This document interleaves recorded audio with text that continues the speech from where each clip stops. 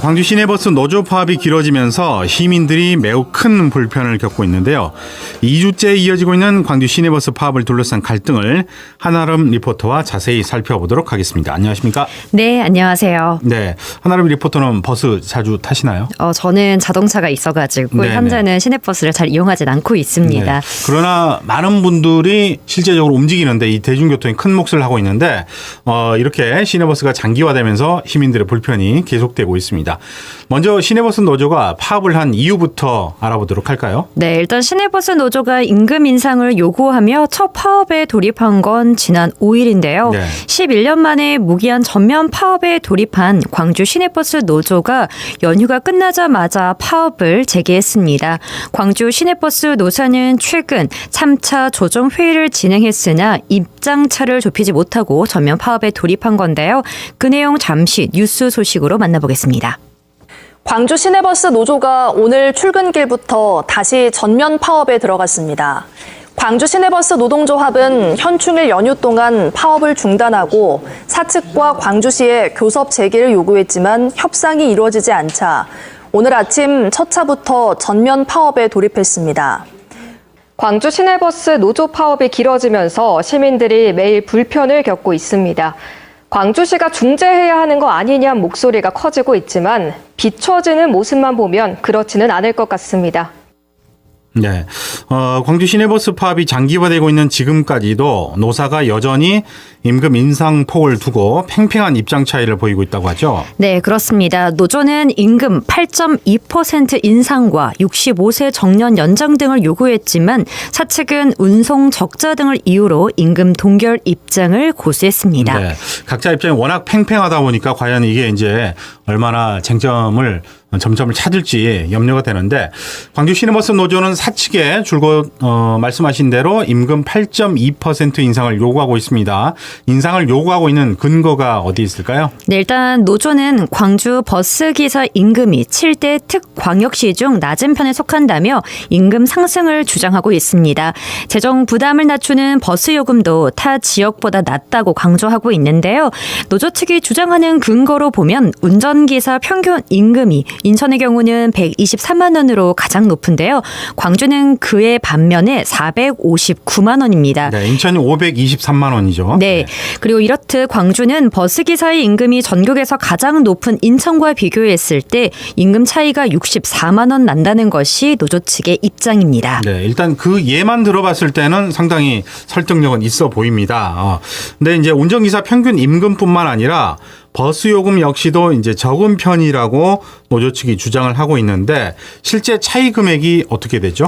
네, 특광역시 버스 요금은 부산의 경우는 1,550원이고요. 대구와 서울, 인천의 경우는 1,500원입니다. 네. 그에 반면에 광주는 1,250원 수준인데요. 네. 노조 측이 주장하는 바로는 광주 시내버스 요금은 특광역시 가운데 가장 적을 뿐만 아니라 광주시가 정치적으로 무료 환승과 또 5월 17일과 18일의 경우에는 무료 운행까지 하고 있다면서 임금 인상을 요구하고 있습니다. 네, 이게 이제 5.18과 연관된 그런 행사가 있다 보니까 무료 운행을 한 건데 이에 대해서 사측의 입장은 어떻습니까?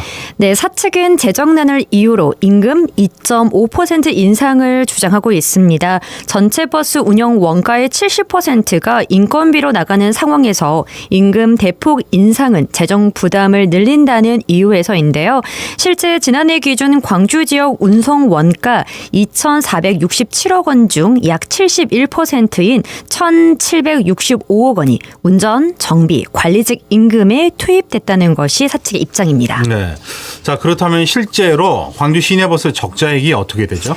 네, 광주 시내버스 적자액은 5년 만에 2배 늘었는데요. 지난 2019년에는 700원대 수준이었던 것으로 코로나19 이후에는 2020년부터는 1,162억 원을 넘어서 지난해 경우에는 1,402억 원을 기록했다는 것이 사측의 네네. 입장입니다. 자, 이에 대한 광주시의 입장과 또 파업과 관련한 대책이 어떻게 진행되고 있습니까? 네, 현재 광주시는 재정 부담 등을 이유로 버스 요금 인상안을 검토하고 있고요. 또한 파업에 대비해 현재 비상수송 대책을 가동 중에 있습니다. 자세한 이야기 광주시 대중교통과 박소영 주무관에게 직접 들어보겠습니다. 네, 저희는 지금 비상소송 대책 수립의 일환으로 월요일부터 전세버스를 추가 투입해서 운영 중이고요.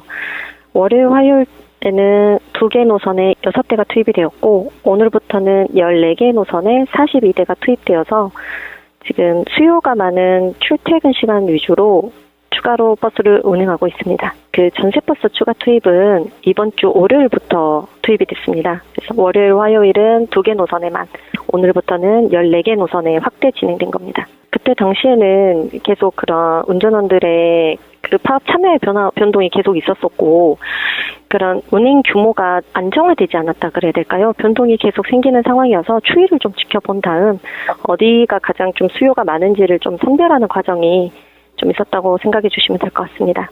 저희가 전세버스를 투입하는 노선은 기본적으로 운수사와 협의해서 운수사가 출퇴근 시간에 추가 투입이 좀 어려운 노선을 위주로 선정을 했고요. 대표적으로는 동선 37번, 매월 06번, 수원 03번 등이 있습니다. 파업이 장기화되면서 운수사에서 운전원 여력이 얼마나 되는지도 같이 검토를 해야 되는 상황이라 지금 말씀드리기는 어렵습니다. 네.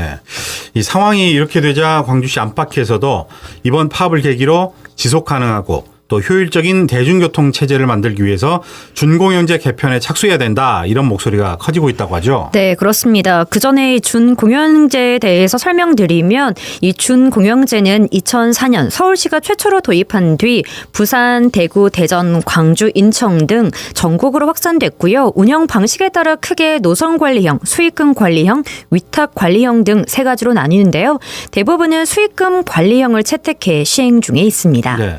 이게 세 가지가 있는데 그중에 특히 수입금 관리형을 채택해서 시행하는 이유가 무엇에 있을까요? 네, 이 시내버스를 운행해 벌어들인 수입이 운송 비용보다 적어 발생하는 이 적자를 지자체가 보전해 줌으로써 수익이 적은 노선도 안정적으로 운행하도록 돕는 방식이기 때문입니다. 그러나 열심히 운행하거나 비용을 절감해도 별다른 인센티브가 없고 비효율적으로 운행해도 손실 같은 경우에는 시가 메워주다 보니까 업체 간 경쟁이 사라지고 경영 효율성이 떨어진다라는 한계도 있습니다. 네네. 자, 이 실제 준공영제를 도입해도 그러니까 서비스 개선이라든가 파업 방지 효과가 미비한 것 같다, 이런 분석이 나오고 있군요. 네, 그렇습니다. 그래서 실제로 경남 창원시는 준공영제 도입 이후에 2년마다 파업이 반복되고 있고요. 네네. 광주 역시도 현재 준공영제 도입 이래 최장 파업을 기록하고 있습니다. 때문에 준공영제 실효성을 의심하는 목소리가 곳곳에서 터져 나오고 있습니다. 네. 그러니까 이제 준공영제에 대한 실효성에 대해서 의심이 커지고 있고, 이것도 뭔가 이제 달라져야 되고 보완 대책이 나와야 된다, 이런 상황을 말씀 중이신데, 자, 그렇다면 준공영제를 도입한 시도 중에서 우리가 이제 피부로 느끼는 개선책을 도입한 곳은 없습니까? 있습니다. 이미 제도 손질에 나선 지자체의 경우는 바로 전남, 목포시인데요. 네네. 올해 시 단위 최초로 직영 사업자, 위탁 사업자 세 곳이 경쟁하는 공영제를 도입했고요. 서울시는 내년부터 적자 전액을 나중에 보전하는 4호 정산에서 총 수익과 총 비용을 미리 정해 그 차액만큼만 지원하는 사정 확정으로 전환하기로 했습니다. 또한 경남 김해시는 목표 원성 원가를 사전에 설정하고 그 범위 내에서만 업체의 비용을 보전하는 준공영형 목표 원가 관리제를 시행할 예정에 있습니다. 네. 모두 재정 부담은 줄이면서 또 업계의 경영 혁신을 유도하려는 취지로 준공영제에 대한 개선이 이루어지고 있는데, 자, 이번 파업을 통해서 광주시 역시도 준공영제를 좋은 방향으로 개선하면 좋을 것 같습니다. 자, 그렇다면 한아름 리포터와는 잠시 뒤에 다시 이야기를 나눠보도록 하고요. 광주 시내버스 파업이 2주차에 접어들면서 시민들의 일상생활에 전반에 이제 큰 불편이 이어지고 있습니다. 물론 이제 광주시도 임시 버스를 투입하면서 70%를 유지하려고 노력은 하고 있는데, 자, 지난 16일 광주광역시 의회가 본회의 긴급 현안 질문을 통해서 광주시가 더 적극적으로 개입을 해라, 이렇게 촉구를 하고 있는데요. 그 이야기를 나눠보도록 하겠습니다. 광주광역시 의회 산업건설위원장 박필순 의원 전화로 연결을 해보도록 하겠습니다. 안녕하십니까? 네, 안녕하십니까. 네. 시의회 산업건설위원장 박필순입니다. 네, 이번 광주 시내버스 파업이 이제 장기화되고 있는데, 의원님의 입장에서는 이번 사태 근본적인 원인이 무엇이라고 보십니까? 네, 첫째로는 아까 방송에서 나오던데요. 시내버스 준공영제 저는 실패라고 보고 있습니다. 아하. 2007년에 저희가 이제 재정지원금을 투입하는 중공영제 시작했지 않겠습니까? 네. 당시에 196억, 200억도 안 됐는데 지금은 1,400억이 넘는 7배가 넘는 지금 예산이 늘어나서 네. 또 그런 반면에 또 이용자는 줄었거든요. 예. 42만 명에서 28만 명으로 14만 명이 줄어서 네. 돈은 많이 들어가는데 효과는 떨어지는 네. 문제가 있을 것 같고요. 두 번째는 재정의 어려움입니다. 지방 재정이 역대급으로 가장 어려운 지금 시기를 맞이하고 있어서 집행부인 시도 어려움이 많습니다. 돈이 없어서 버스비 인건비 인상에도 동의하기 어려운 상황에 지금 있다는 게 두 가지가 버스 중공영제의 실패와 이제 재정의 어려움 이 두 가지가 원인이라고 보였습니다. 네. 많은 우리 서민들의 발 아니겠습니까? 이 시민들이 체감하는 불편이 갈수록 커지고 있는데 노조와 사측이 주장하는 핵심 쟁점 다시 한번 짚어보도록 할까요? 네. 여러 가지가 이야기가 되고 있지만 핵심은 역시 인건비입니다. 네. 임금 협상이니까요. 그래서 최근에 조정에서 보면 사측은 2.5%를 제시를 했고요. 노측은 8.2%로 제시를 시작을 했습니다. 그것도 최근에요. 네.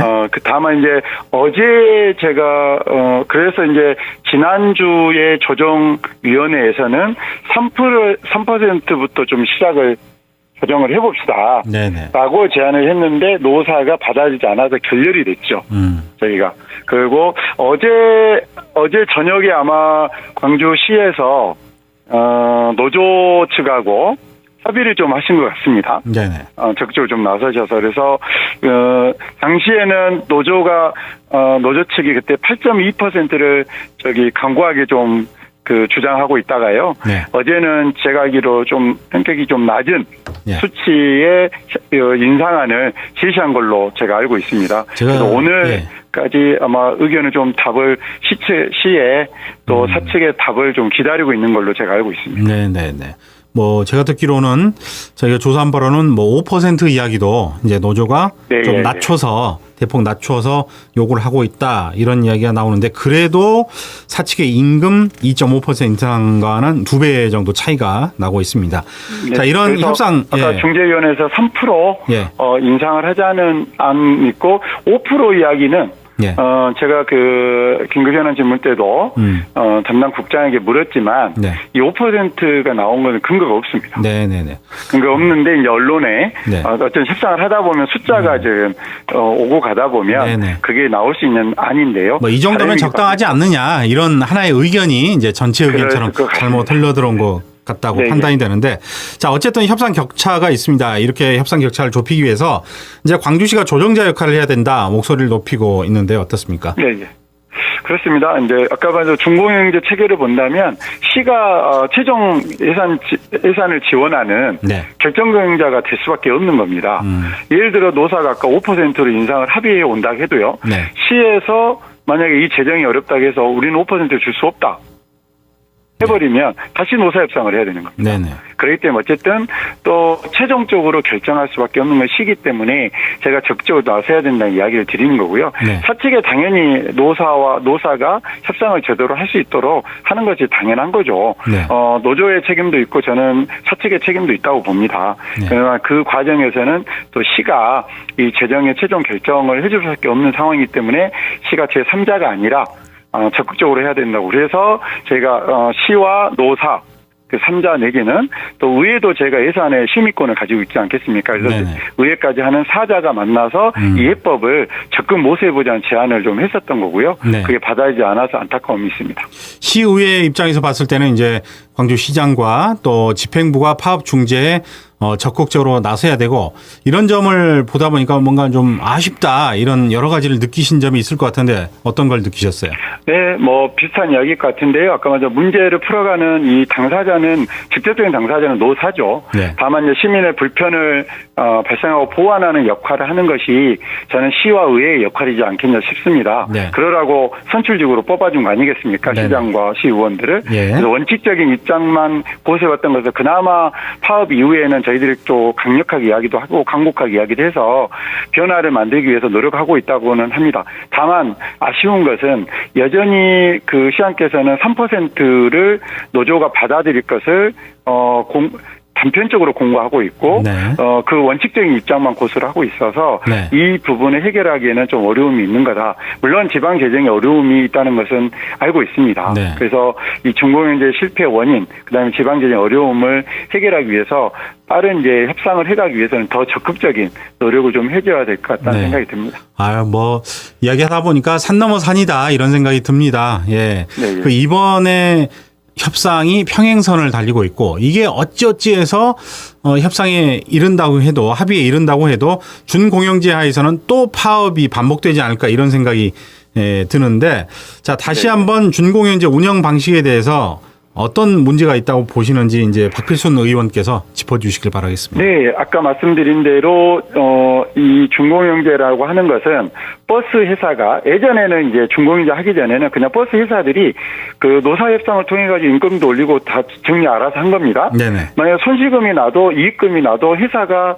뭐 이익금을 가져가는 거고 손실금이 나면은 네. 본인들이 이제 지불하는 거죠. 네네. 근데 그러다 보니까 버스 회사들이 어떻게 보면 부도도 나기도 하고 그러다 예, 보면 예. 시민들의 버스 발인 버스가 줄어들지 않겠습니까? 네네. 그래서 공공교통인 이 대중교통의 핵심인 버스 시내버스를 준공영제, 즉 아까 말한 대로 회사가 운영을 하고 손실되는 특히 인건비가 70% 68% 정도 되고요. 네. 주유비 등의 운영비가 나머지입니다. 이것에 손실금을 하는데 작년 2024년도 기준으로 하면 저희가 1,400억 연에 네. 정도가 들어가고 있습니다. 그래서 이 재정 적자의 폭이 너무나 커지기 때문에 네. 거기다 여기다 이제 또 임금 인상을 아까 말한 5%로 한다면 50억이 추가가 됩니다. 네네. 3%가 1%당 10억 정도 되거든요. 그렇기 때문에 이 재정이 저희가 지금 어려운 상태에서는 재정 규모가 훨씬 늘어나고 있는 거죠. 그래서 네. 지금 그간에 저희가 저희 민선 7기고 저희로 이제 8대 의회 때부터 이 중공영제 문제 제기를 계속적으로 지적을 했고요. 전국적으로도 뭐 서울부터 해서 전국적으로 누적된 문제 있습니다. 그래서 서울시에서는 아까 뭐 말씀하셨는데 사후정산제가 아니라 사전 확정제, 네. 사전 정상제라고 하기도 하고요. 김해시에서는 목표 원가 관리제 이런 것들을 또 그 목포시도 좀 다른 방향을 좀 취하고 있지 않겠습니까? 네네. 그래서 광주시도 지금은 새로운 고민과 변화를 할 필요가 있고 이에 따른 구조조정을 해야 될 필요가 있다라고 보여집니다. 네, 제 생각에는 시내버스 요금을 조금 올려야 되지 않을까. 광주가 이제 다른 지역에 비해서 좀 적거든요. 1,200원대고 다른 지역은 1,500원대까지 있는데 이걸 올려서 좀 버스 회사의 재정을 충당하는 것은 어떻게 생각하십니까? 네, 아까 제가 말씀드린 대로 준공영제와 함께 버스에 대한 지금 구조조정은 필요하다고 봅니다. 왜냐하면 승객수는 줄어들고 거기에다가 지하철 2호선 1단계가 완공이 된다면 네. 개통이 된다면 또 그 버스 타는 인원이 지하철로 들어가지 않겠습니까? 네네. 그럼 버스 이용자는 더 줄어드는 거죠. 그렇죠. 이 상황에 대한 면밀한 평가하고 분석을 통해서 재정 투입을 어떻게 할 것이냐. 네. 이 부분이 필요한 겁니다. 그리고 네네. 회사 입장에서나 노조 입장에서도 이건 이제 같이 저희가 머리를 짜매고 효과적인 방법을 취해야 되는 것이 먼저일 것 같고요. 그 다음에 저희가 검토해 볼 수 있는 것은 10년 정도 저희가 요금 인상이 없었지 않겠습니까? 네. 그래서 부득이하게 요금 인상을 해야 된다는 의견과 지금의 너무 어려운 경제 상황에서 서미 버스를 이용하는 분이 대부분 10대, 20대에다가 그다음에 그 자가용이 없을 정도로 어려운 그 사회적 약자층이거든요. 이분들에게 직접적인 그 버스비까지 인상을 해서 부담하게 하는 게 맞냐라고 하는 네. 지금 의견은 팽팽할 것 같습니다. 알겠습니다. 그런 점에서 네. 시민의 의견을 저는 의견과 합의를 전제로 해서 버스 요금 인상도 조심스럽게 검토해야 된다. 네네. 자, 시간 관계상 여기까지 듣도록 하겠습니다. 예. 자, 다시 한아름 리포터와 장기화되고 있는 광주 시내버스 파업에 대한 이야기를 이제 간단하게 정리를 해보도록 하겠습니다. 하나 최근에 들어온 소식이 시내버스 노조 파업에 관해서 설문조사를 했는데 이게 이제 발송 시간 때문에 항의를 받았다고 해요. 이제 청취자분들에게 이거는 좀 알았으면 하는 알 권리로 인해서 이거 소식 마지막으로 듣도록 하겠습니다. 이 광주시가 운행을 중단한 시내버스 노조 파업에 대해 설문조사하겠다며 새벽 시간 시민소통 온라인 채널 광주 오늘 통해서 알림 메시지를 발송했는데요. 네. 이 시간 때문에 시민들의 항의와 함께 의도까지 함께 의심받고 있습니다.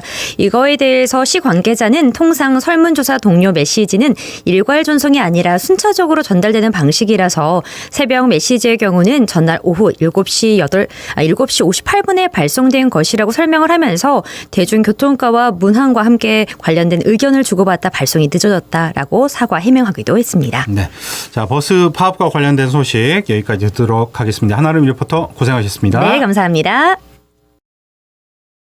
언제 어디서나 내 손 안의 뉴스 광주 MBC 뉴스 유튜브 구독으로 함께하세요.